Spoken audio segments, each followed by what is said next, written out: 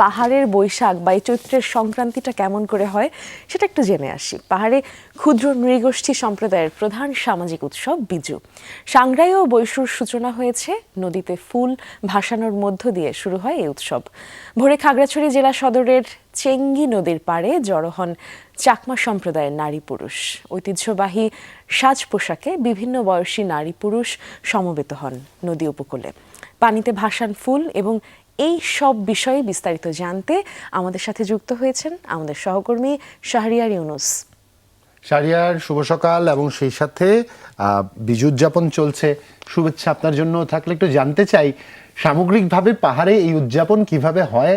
আপনার প্রতি বছর দেখবার একটা সুযোগ হয় এবং সবচেয়ে বড় বিষয় হচ্ছে সবচেয়ে চমকপ্রদ কোন বিষয়টি এই উদযাপনে রয়েছে এবং আলোকিত করছে পুরো পাহাড়কে, অর্থাৎ এই উদিত হয়ে যে রাঙা ছড়িয়েছে সে রাঙার সাথে সাথেই পাহাড়ে বিজু সাংগ্রাই বৈশু উৎসবের সূচনা হয়েছে।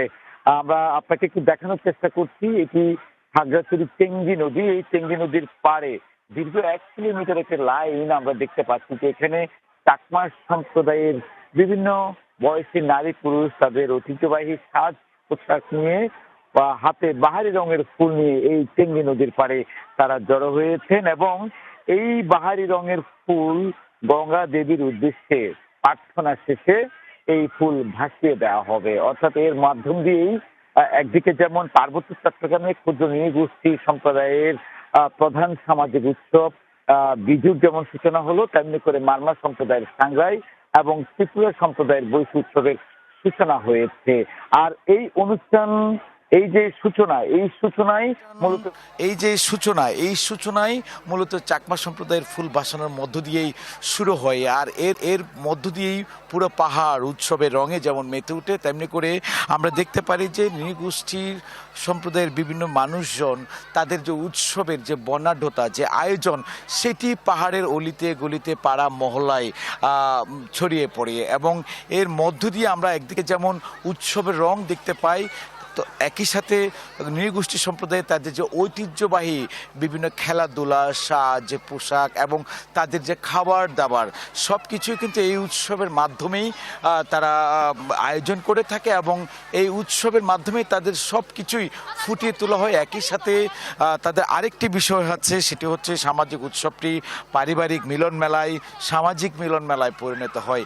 এর চেয়েও আরেকটি বড় বিষয় এখানে রয়েছে, সেটা হচ্ছে পাহাড়ে নৃগোষ্ঠী সম্প্রদায়ের উৎসব হলেও এটি সম্প্রীতির একটি সুন্দর বার্তা দেয়, সম্প্রীতির একটি মিলন মেলায় রূপ দেয়। সেটা আমরা প্রতি বছরই দেখে আসছি এবং এটি ক্ষুদ্র নৃগোষ্ঠী সম্প্রদায়ের উৎসব হলো। এখানে অন্যান্য যে সম্প্রদায় রয়েছে, বাঙালি জনগোষ্ঠী সহ বিভিন্ন সম্প্রদায়ের যে রয়েছে, তাদের একটি উৎসবের মিলন মেলায় সামাজিকতায় এবং পারিবারিক একটি মিলনের একটি যোগাযোগের একটি অন্যতম ক্ষেত্র তৈরি হয়। অর্থাৎ উৎসব সার্বজনীন, যদিও বা আমরা বলি এটি পাহাড়ের ক্ষুদ্র সাংগ্রাই, কিন্তু পাহাড়ে এই উৎসব একদিকে সম্প্রীতির বার্তা নিয়ে সাম্প্রদায়িক সহ অবস্থানের একটি দৃষ্টান্তও কিন্তু আমরা দেখতে পাই, সেটি সারা বছরই। তো সবচেয়ে যে বিষয়টি এখানে উল্লেখ করার মতো, এটি পাহাড়ের নৃগোষ্ঠী সম্প্রদায়ের উৎসব যেমন শুরু হয়েছে আজকে ফুল বীজের মধ্য দিয়ে।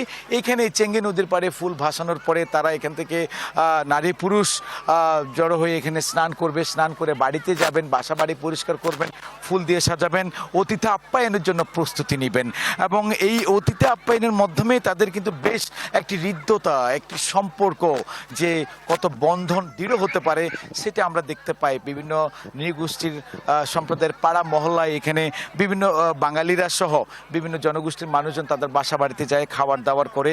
এটা আমাদের কাছে একটি অন্যরকম একটি পাওয়া, বা আমরা অন্যরকম একটি উৎসবের পাশাপাশি অন্যরকম একটি মেলবন্ধন সেটা আমরা দেখতে পাই। সব কিছু মিলিয়ে যদি বলি, এই উৎসবটি শুধু পাহাড়ের উৎসবে নয়, এটি সহাবস্থান, সম্প্রীতি, সাম্প্রদায়িকতার মুক্ত একটি জনপদ হিসেবে আমরা দেখতে পাই। তো আমরা আজকে যে ফুল বিজু সেটি আমরা আপনাদেরকে একটু বিস্তারিত জানানোর চেষ্টা করি। যে ভোরের সূর্য উদিত হওয়ার সাথে সাথেই চেঙ্গি নদীর পাড়ে তাদের বিভিন্ন বয়সী নারী পুরুষ এখানে তাদের ঐতিহ্যবাহী সাজ পোশাক নিয়ে বিভিন্ন বয়সী হাতে ফুল নিয়ে এখানে জড়ো হন। সেই ফুলে দেখতে পাচ্ছেন আপনারা প্রদীপ প্রজ্বলন করে বাহারি রঙের ফুলটুকু প্রার্থনা করে এবার তারা সেই ফুলগুলো ভাসিয়ে দেবেন। এর অর্থ হচ্ছে যে তারা বাংলা নববর্ষের পুরাতন যে জরা জীর্ণতা রয়েছে সেটিকে একদিকে যেমন বিদায় দেবেন, তেমনি করে নতুন বছর একটি ভালো আনন্দ বয়ে আনুক, ভালো কিছু বয়ে আনুক, এমন প্রত্যাশা কিন্তু তারা করেন। অর্থাৎ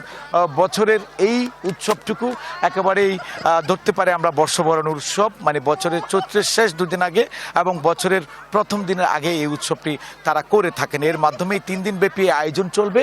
স্ব সম্প্রদায় বিজু সাংগ্রাই বৈশু উৎসব পালন করবে এবং এই উৎসবটি একটি মিলন মেলার পরিণত করে একটি সম্প্রীতির বার্তা দেয়, একটি সুন্দর পাহাড় গড়ে উঠুক সেই বার্তাটুকু দেয়।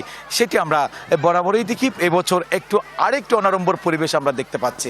জুবায়ের, শাহরিয়ার ইউনূস, ঈর্ষা ঈর্ষা এবং ঈর্ষা, মানে এই যে চমৎকার একটা উৎসব উদযাপনের ঠিক মাঝখানে আপনি দাঁড়িয়ে আছেন, সকালবেলা আমাদের এই উদযাপনের রঙিন আবেশটুকু দেখালেন, এই জন্য বিশাল ঈর্ষা। এবং নিশ্চয়ই কখনো যদি সময়ের স্রোতধারায় আমাদের সুযোগ হয় চেঙ্গি অবধি পৌঁছে যাওয়ার এই বৈশাখীর উদযাপনে, নিশ্চয়ই আমরা সেখানে যে আপনার সাথে উপস্থিত হব। তবে অসংখ্য কৃতজ্ঞতা এবং ধন্যবাদ।